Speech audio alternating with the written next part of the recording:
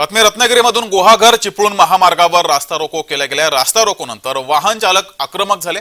महामार्गावर त्यामुळे तणावाचं वातावरण हे निर्माण झाले। गुहागर विजापूर महामार्गावरील जोडून असलेल्या रामपूर नारद फिरकी रस्त्याचं काम ठेकेदारानं निकृष्ट प्रतीचं केलं असून रस्त्यावर चालण्याची ही मुश्किल झालेली आहे। त्यामुळे तिथे हे आंदोलन केले गेलं।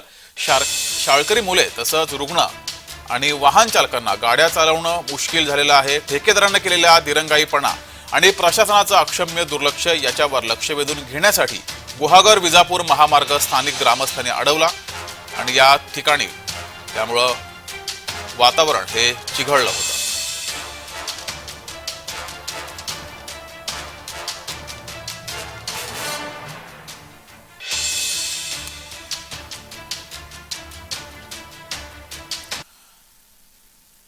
तर इथला आढावा घेतलाय आमचे रत्नागिरीचे प्रतिनिधी राजेश यांनी। पाहूया।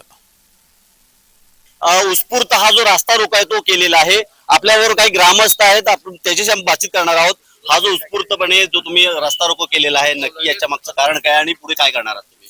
साहेब, हा पंतप्रधान सडक मधून हा रस्ता मंजूर झालेला आहे। गेल्या वर्षी हा रस्ता मंजूर झालेला आहे। गेले 6 महिन्यापासून हे काम चालू आहे। आपल्या इथली कोकणातली परिस्थिती पावसाळ्यामध्ये बघितली तर आपल्याला पावसाळ्याच्या आधी कामं पूर्ण करणे गरजेचं आहे।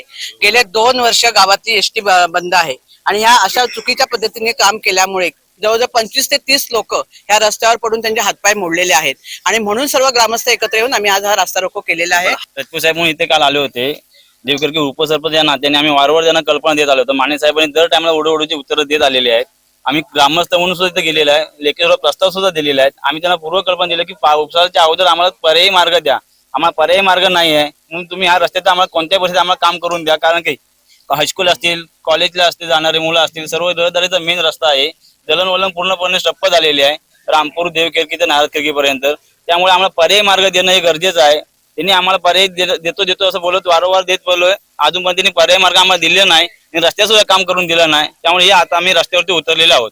हा जो रस्ता आहे तो रखडला आहे, तो प्रशासन आणि संबंधित जो ठेकेदार आहेत त्याच्यामुळे रखडलेला आहे। आपण तुम्ही पाहताय रस्त्याच्या दुतर्फा इथे ट्रॅफिक जाम झालेला आहे। मात्र स्थानिकांचं असं म्हणणं आहे की हा जो रस्ता आहे तो 2 दिवसामध्ये हा जर मार्गी नाही लागला तर मात्र त्याचे परिणाम वेगळे होतील असं इथल्या स्थानिक लोकांचं म्हणणं आहे।